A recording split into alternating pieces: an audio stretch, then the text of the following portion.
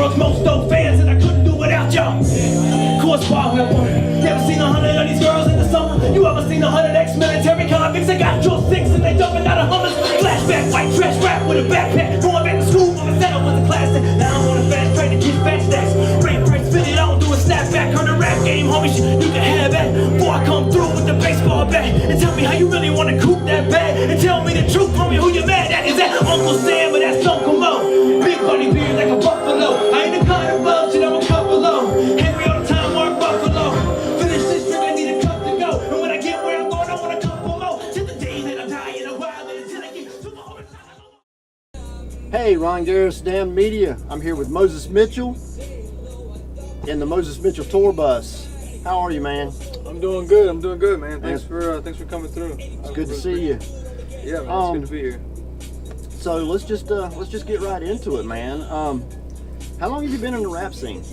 Ooh, that's a good question. I'd say off and on 15 years. 15 years. Off and on 15 years. I started off in high school, doing what I could. I was always really good at freestyling, thinking up off the top of my head, very witty. So I matched that with a couple of instrumentals back in high school, and the rest was history. I did a first mixtape in 2007. Did what I could when I was in the military, but I really had to put a lot of focus on life at that point in time, right? And the mission on hand. So I dabbled in it throughout. I'd say the last few years when I was in is when I really took it seriously and started to get professional with it. So professionally, about 3 years. So when you say when you were in, what are you referring to? Well, I was in the service. Yeah, I was in the Army from 04 to 2013, 2014. Okay. Retiring out, medically retired during that time frame. So yeah, when I was in the service, between being stationed stateside and deployments, things like that, I always dabbled with it. Would always jump on someone's music if I had the chance. Loved doing freestyles for people. People in the unit would, request it. And, nice. Yeah, it was a good thing. So basically, honing the skills in the downtime. Yeah, exactly. Like I said, the last 2 or 3 years, I really took it professional. I decided that this is something that I really wanted to do, and my time in the service was coming to an end. So I knew that it no longer had to be something that was placed on the back burner. Like something I could bring to the front, and really put focus on it. Really try to be professional with it, and that's what I've been doing. Okay. Well, how did you happen to get in the hip hop scene? When I was in 3rd grade, there was a poetry contest. I don't remember her name, but it was for an English class, and I ended up writing this poem in class still, and she loved it. I just decided that I was going to take it home, and I had a Wu-Tang record, an older 36 chambers. The last 30 seconds on the song was just instrumental. So I took that poem and I mashed it up with the beat from Wu-Tang, and it sounded good to me. I gave myself goosebumps. So right then I knew that was it. I've always been a fan of older country music, outlaw country, highwaymen, things like that, but never had the voice to facilitate that passion. But the second I started writing and mixing it with hip-hop samples, everything changed. People say, hey, you're good at this. You enjoy doing that. I always love writing. Do a lot of writing. I wrote my first country song a few weeks ago, matter of fact. Waiting to hear back about that.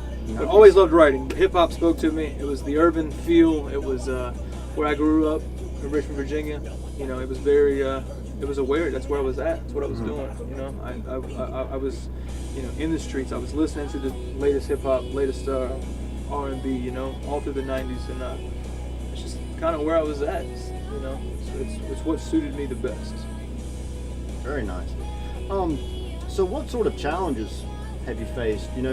With rap being a predominantly black genre, you're a white guy, and rap has come into its own now. What sort of challenges have you encountered, and have they discouraged you or reinforced your vigor? Or honestly, I haven't ran into too many challenges because of that. I'm kind of the post Eminem era, so a lot of white rappers emerged, before I was even thinking about being on the scene. So I've not come to a situation where it's held me back. Being a Caucasian white male in the industry, I've seen nothing but opportunities. Yeah, I haven't seen any holdbacks. I think, especially this is what I love about hip hop is throughout the industry, talent, culture, skills. That's what makes it to the top. That's the cream. And so, I don't see any kind of racial speed bumps that have happened. I haven't experienced it personally. And even if I have, maybe because of my positive outlook, I don't even notice it. I don't know. I don't care what color you are. I don't care what you believe in, what your culture is. You cannot deny what I bring to the table, what I do. So, no, it doesn't hold me back. I don't. Again, post Eminem era, so it's not a surprise to people. And I think if you're good, you're good. Opportunities will open up for you. I agree. So tell us and the fans, what's some of your biggest influences? Oh man, growing up, it's an. Too many?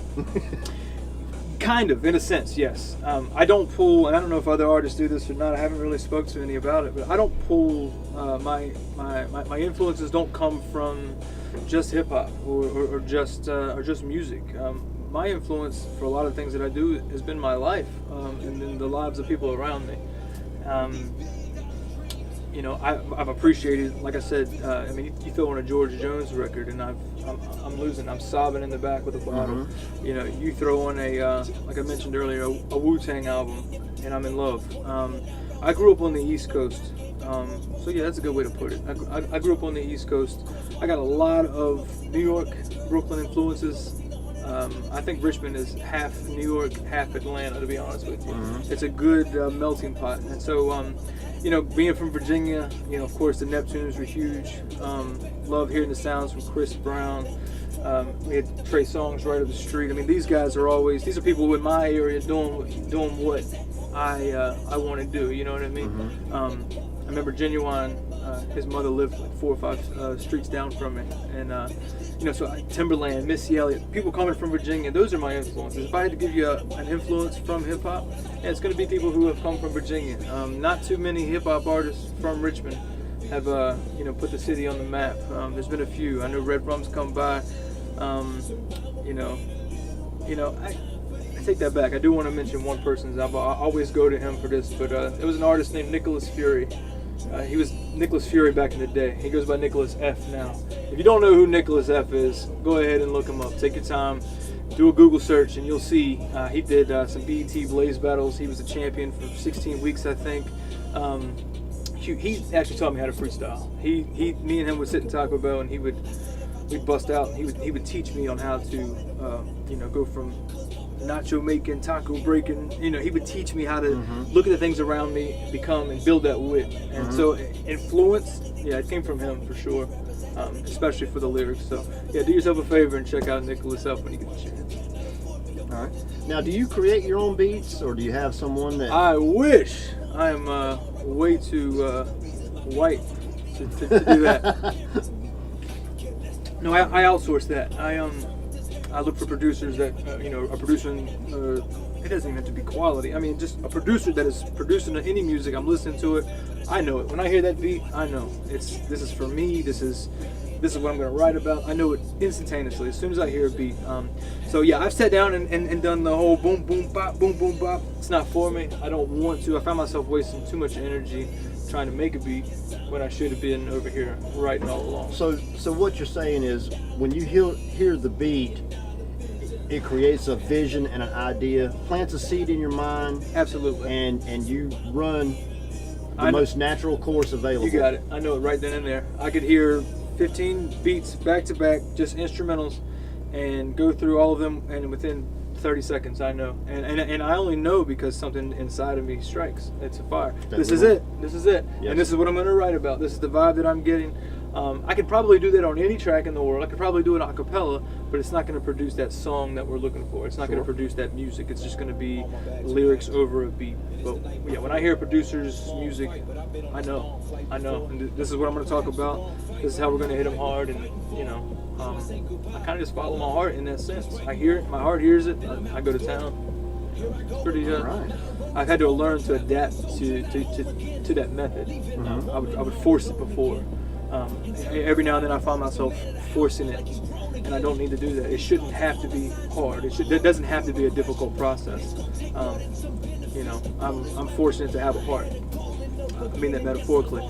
I use that to my advantage. When the music speaks to the heart, I know, and I try to leave my head out of it. Put my head in too much, I start fucking things up. So I follow the heart, not the head. That's what I bring to the table. I have no business trying to be a producer. I have no business trying to be a beat maker. It's not what I do. My natural ability, what I'm good at, what I like to do, what brings joy, and that's writing. And so the more time I could focus on that, that's the best way to go. I outsource everything else from there on out. Okay. Now, do you have like your go-to man, or? I do. I am working with a new quote-unquote go-to man. That would be a special shout out to Dolo, Grind Junkies.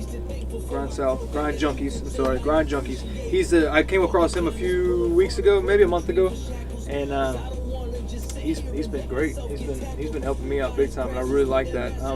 There are some beats producers out in California that are always good to go to.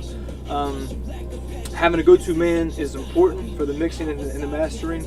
Again, when it comes to that beat, my son could have made it in the kitchen using pots and pans. If it speaks to me, it speaks to me. Sure. I have a go-to man for the technicals, for the engineering, but for the beat production, for the production of the music, no, I wouldn't say I have a go-to man for the beat production. I have a go-to man for the mixing and mastering, for sure. Sure. All right. Well, what do you see yourself in 5 years? Yeah, it's funny. I've actually been asked that before, and it's hard for me to see myself in 5 years. It's always been difficult for me to see that far. I think if I had a 5-year plan, maybe my life would be a little bit different than it is now. I've always been the take it one day at a time kind of guy. 5 years from now, it's hard to tell. I mean, there's a part of me that sees me on a huge stage, being hugely successful in my industry, speaking, shooting my message out to people who want to hear it. I see success in my future, but that success can be defined on stage in front of 10,000 people, as well as at home in the living room with my family, watching a funny ass TV show or playing a board game. So that success has not necessarily been defined. I know that's probably unorthodox in the industry as far as being goal-oriented and going out and getting it. But again, I get away with following my heart. I get away with following what I feel, and it works out for me. It's always worked out for me. When I try to overthink it and try to get to a 5-year goal, I really start messing things up. That's what I do. A little too structured. It is. It's just not for me. It's not built. All right. So, what can we expect to see from you in the near future? Any projects? Yes, I got projects. I'm super excited. I know we've got a music video thing coming up soon for one of the songs that I feel is probably one of the better songs that I've ever written. At least from the message standpoint. There won't be a veteran out there that cannot relate to the music that I'm producing right now. And that goes for friends and families of veterans. It's a great song. So I'm excited about that. I want to put imagery to it. The video to it I think will be amazing. I think the supporters, the fans are really going to get a kick out of it. Hopefully we get that good idea, that intention across via audio and visual.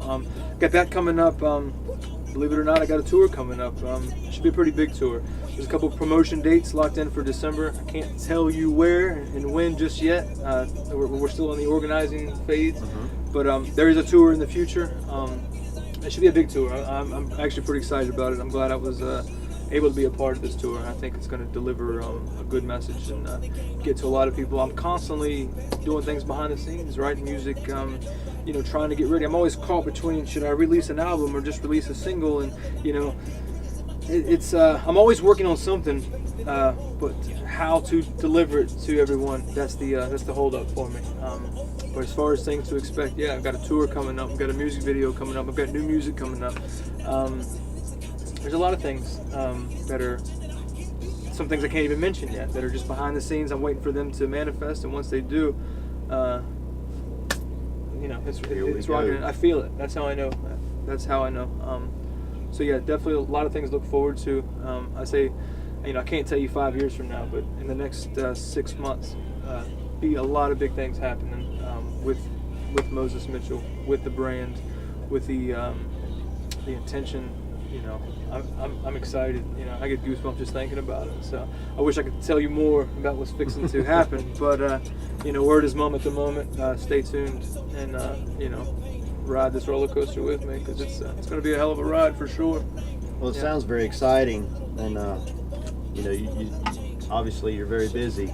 Are there any messages you'd like to give the fans? You know, I've thought about this, and honestly, the best answer that I can give to that question is to just give time and make this time to just say thank you to each and every single one of you that are sharing my music, that are relating to my music. You know, I got a message today from a guy, and he made it clear. He said, I'm not a vet, but I go through a lot of hard times, and your music helps me not necessarily get through the hard times, but at least it's relatable. My response to him was just, you know what? Thank you, because it lets me know that I'm not alone during this, you know, this up and down roller coaster of life that we go through. So the biggest thing I could say is to thank you and sharing your stories with me. I've heard some incredible stories. I've get messages at 2 or 3 o'clock in the morning from, you know, people. I know this is hip hop. You might expect, you know, some chicks to be hitting me up at 3 in the morning, but it's not always like that. It's a lot of people, a lot of veterans, but you know, just people in general who are going through difficult times. And you know, I know in the military, the word, you know, we throw around PTSD a lot. And it is a real thing. Don't get me wrong, but it's not restricted or exclusive to the military. I mean, people are experiencing trauma every day. You know, a lot of some of my hardest times were before the military. So it's not something that is just for the, you know, for the veterans. But I get messages, and I love these messages. These messages aren't just for them. You know, me sharing this story is not just for them. It's also, it's reassuring to me that I'm not alone, that I'm not battling these battles that I've got going on by myself. So when I hear people tell me about these things, I'm like, you know, thank you, because sometimes I feel like I'm alone in this fight, in this struggle that I go through. So thank you. Yeah, that's all I can say is just thank you, and please continue. You never know who's going to be positively affected through music.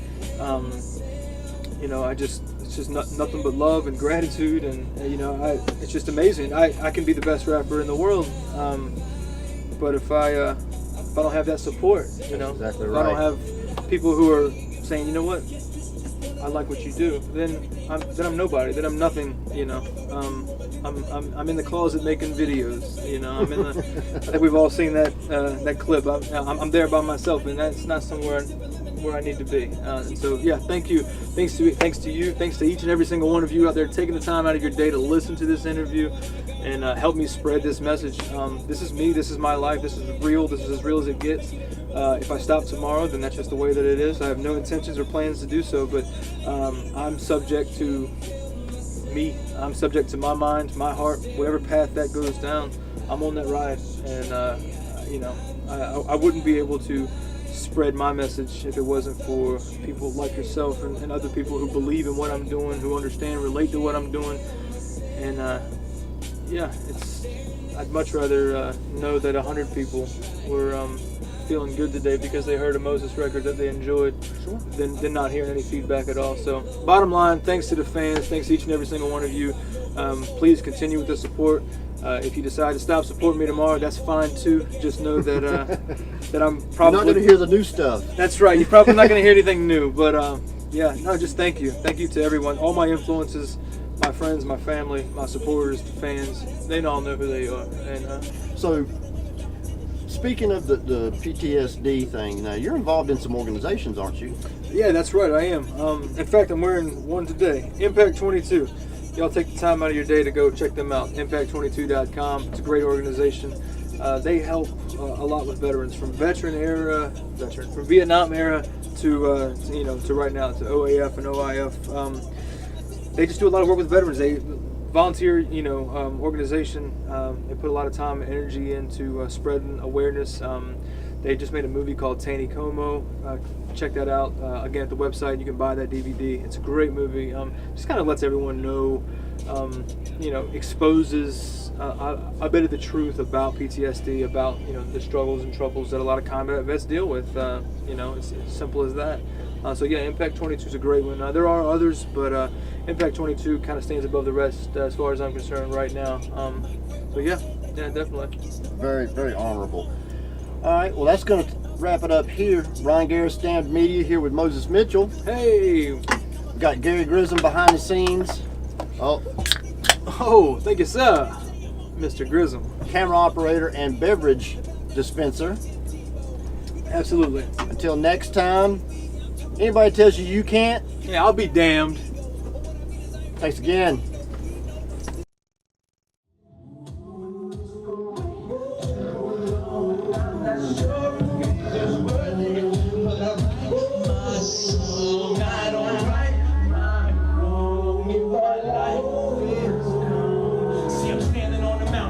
Down at a hater, I'm a punch a black bear, I'm a drowning alligator. Trial and error cause these dudes turn sweet when they get sticky now and later. Nowadays I gotta turn down the favors. Catch will dap you up, stab you in the back an hour later. Baptized in the river, I'm the mountain savior. Keep swimming, little mama, cause you know I'm about to save us. Turn down the Himalayas, now I'm Mr. Appalachian. I'm a chaser of the stream light, even when it seems right. Don't take the chance to dance under these green lights. I guess I'm scared cause when I look into the mirror, I'm starting to notice the king in front is getting clearer. And game of submission, Kentucky whiskey, I'm burning it back.